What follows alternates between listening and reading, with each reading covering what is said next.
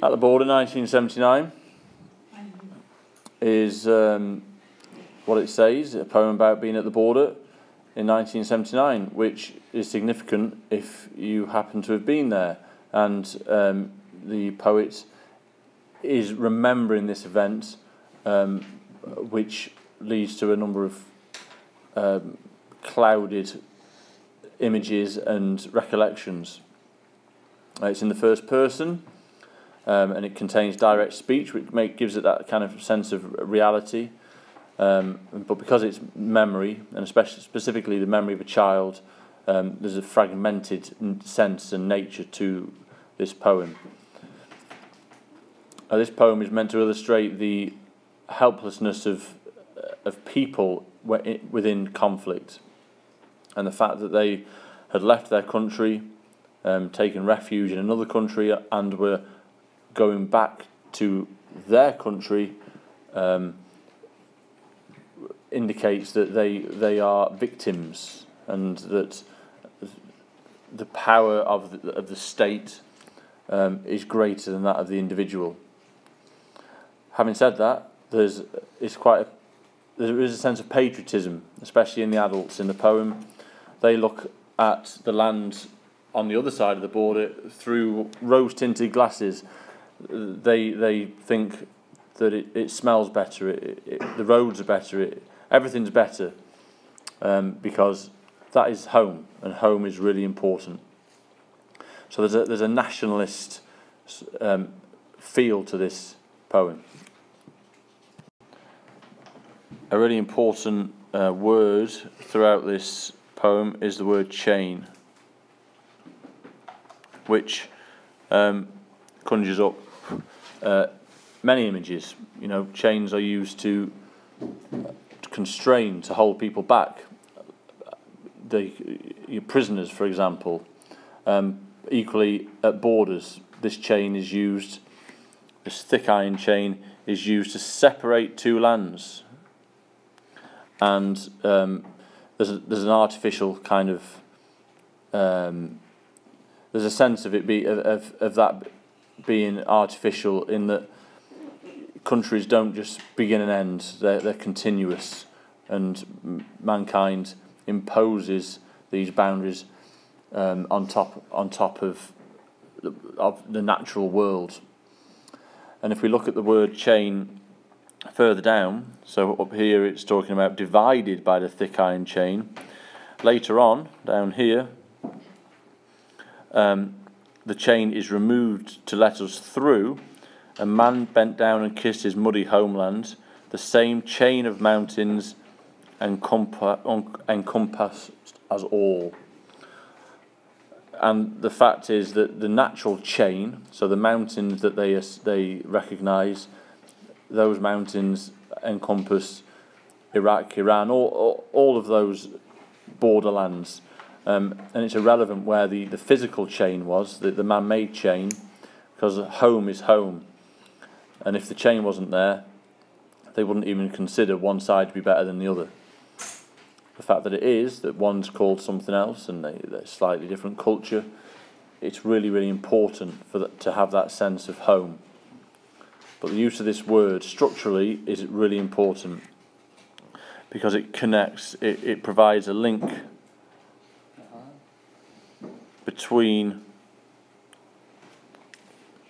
the clouded memories of this person. So the chain is used in two different ways. It's what they call a metonym, M-E-T-O-N-Y-M, and on one sense this chain, it stands for a physical barrier, man-made, and in another sense it stands for the connection to a land, to a homeland, to a heritage, to a history. It's like an umbilical cord almost. So the form of this is irregular, and the structure is fairly disjointed as well. You've got to think of this as a journey. They're going back to their homeland from somewhere else, so there is movement, and because they're not in control, the movement is irregular and forced upon them. So it starts off with some speech here. It is your last checkpoint in this country. We grabbed a drink, soon everything would taste different. So we have the contrast between the language of the guards and the idea that the mistaken rose-tinted nostalgia that everything would taste different, even though the land continues under the feet, the same land. You get this brilliant childish image here. My sister put her leg across it, and again, this is memory, this is speech. Look over here. My right leg is in this country, my left leg in the other, which is a universal, well, I think anyway, a universal desire of children when they see borders to be on both sides at the same time. She doesn't realise that that's not allowed, and the border guards told her off. And then we get a further memory. My mother informed me, we are going home. And think about that word home, how important it is, and how in times of conflict, home can be taken from you. And so this is about the effects of conflict on people, and the effects are that you are displaced. You have to leave your home. She said that the roads are much cleaner, the landscape is more beautiful, and people are much kinder. And the implicit message from the poet is that this isn't actually true, but when you are taken away from the place you call home, you romanticize it, you develop it into something that it never was. Dozens of families waited in the rain. I can inhale home. So you get this sort of hyperbolized exaggeration of joy. I can inhale home, somebody said. Now our mothers were crying. I was 5 years old, standing by the checking point, comparing both sides of the border. There's a confusion here, because what she's comparing is that the autumn soil continued on the other side, with the same colour, the same texture. It rained on both sides of the chain. And this highlights conflict perfectly, because conflict, human conflict, is between people who are essentially the same. They just differentiate themselves through nationality, sometimes through religion, sometimes through political affiliation. But the point is, for a 5-year-old, there is no difference. It's confusing. You know, what the hell are they talking about? And this links, you know, to other poems.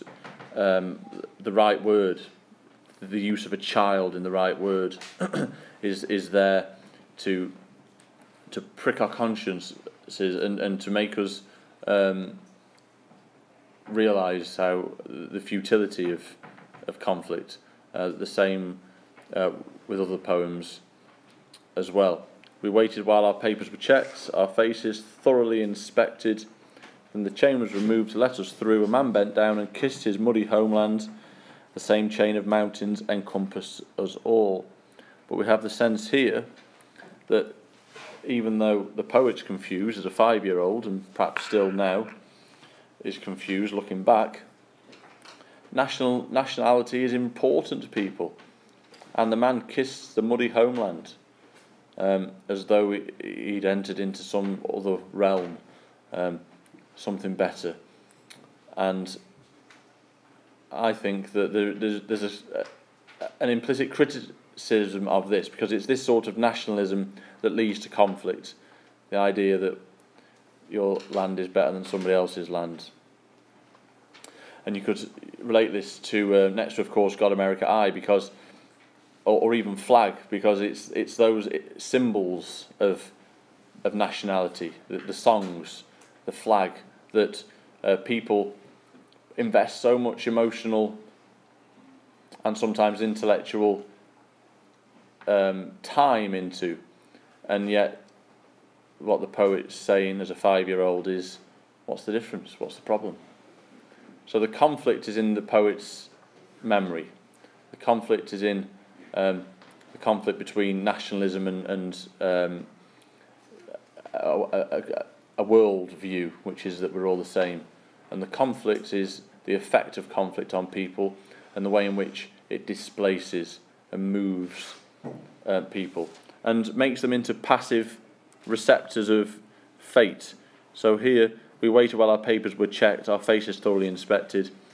Now these are passive sentences, and they indicate that the people, the subjects of the poem, were subject to the actions of other people. So it's these people who are in control. So conflict causes us to lose control, and that's the crux of this poem.